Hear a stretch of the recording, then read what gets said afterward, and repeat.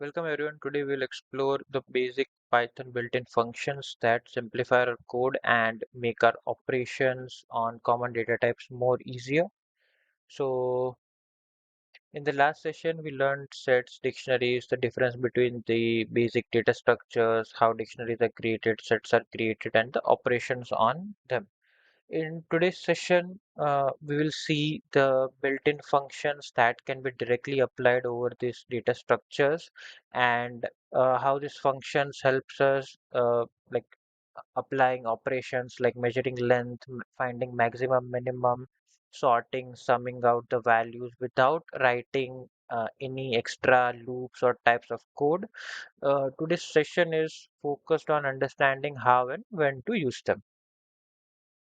So first of all, what is a built-in function? So built-in functions are predefined functions that come in Python. They don't require to be installed as a separate packages, or we do not need to write any custom code to use them. They are available as soon as you install Python onto your system. And these functions are optimized, reliable, and they're created in a way that you don't need to write much of a custom code and you can use it very simply. Examples include length, sum, and sorted. So let's say we take the like here on the screen you can see two examples. The length. So length can be used to calculate the number of characters present in the string, or it can also be used to calculate number of elements in list, tuple, set, any kind of a data structure. And the other function is sum. So with sum, you can calculate the sum of all the elements present in a list. So this kind of built-in functions, they work seamlessly with the provided basic standard data structures like strings, lists, sets, tuples, and dictionaries. So let's first talk about length.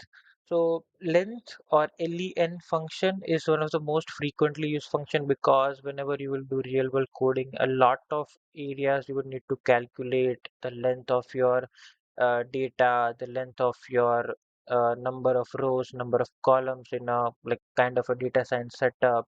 Or if you're working with API endpoints, there might be multiple inputs coming in, so you want to just verify if certain number of inputs have been captured or not.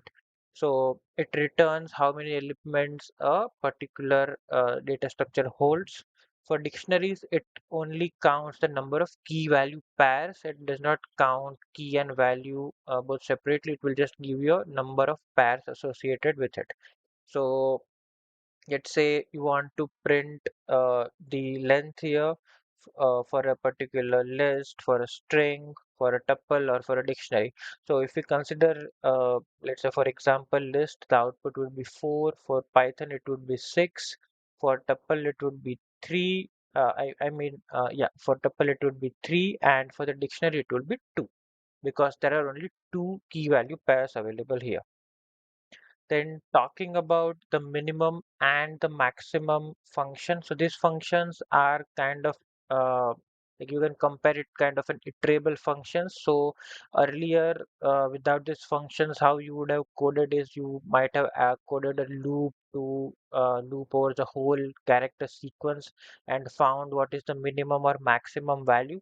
But these functions are directly available with which you can simply get what are the boundary values in a collection. Boundary values meaning either maximum or the minimum value. So if you have any list or a tuple, what you can simply do is min, and in the square brackets you can pass the particular variable of that list or tuple, and it will find you the minimum and the maximum value from that particular data structure.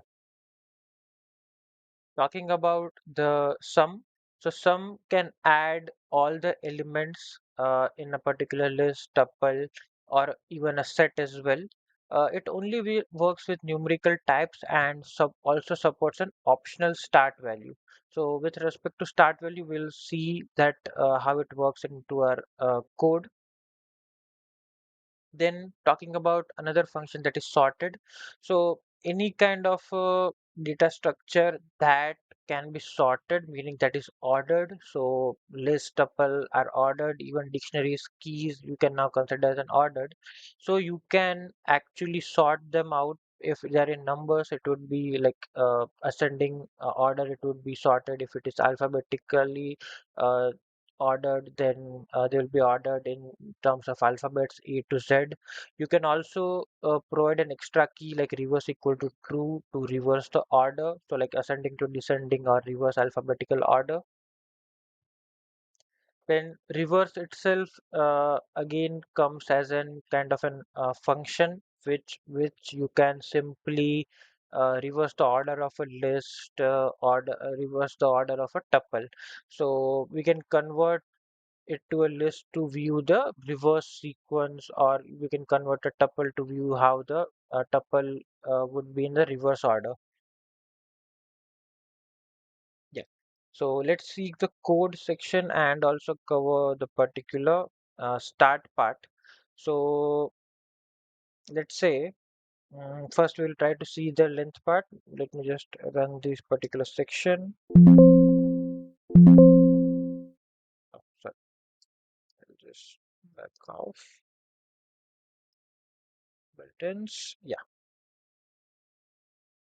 So with respect to length, so you can see the output for this will be 4. The output for calculation of Python string would be 6. The length of tuple would be 3. And for dictionary as discussed, as there are only two key value pairs, the output will be 2. Now considering the minimum, so what it does is it finds the minimum value from this list. Maximum, as we can see, 9 was the maximum and it is printing 9 as the maximum value. For words, it will work in a alphabetical order. So minimum of any particular string kind of a structure, it would be apple. And for a structure and the output, like for the max, would be in the descending, in the ascending order. What would be the like lower to greater value? So it would show me the cherry as my maximum value. Then considering scores as a list of ranging from 10 to 40 with a step of 10. If I just do sum scores, it outputs me 100 and the start value. So start value, what it means is you can start at a particular value instead of 0. So 10 plus the sum of all this resulting in the output of 110, as we can see here. Then similarly, as discussed, the sorted function, we can sort that in ascending order by default. If we want to reverse, we can also reverse this particular order in the output by passing reverse equal to true. And if we have particular list, then you can simply reverse by passing the reversed value, or as discussed earlier, you can also do the slicing colon colon minus 1. But this particular kind of built-in functions are created in a way that they're optimized. So when you have a very huge list, maybe using this reversed function would be a better option than using something like slicing, list slicing to do the reverse of a list. Right. So today's session we learned how to use built-in functions in a way that with which we can make our code a bit more cleaner and more readable. Like these functions, you do not need to write custom codes from scratch to do certain functionalities. You can simply use these functions which are optimized, and this particular functions comes very handy when dealing with data collections, allowing you to summarize, sort, or validate any kind of a data without writing very very high number of codes, right? Then in the next session, we will have a look into how we can write conditional statements. We will see how to use if and else statements and how to compare values using operators, more specifically logical operators, and how we can write fundamental programs that can make decision on its own. So yeah, thank you for joining the session. Let's meet in the next session. Have a nice day.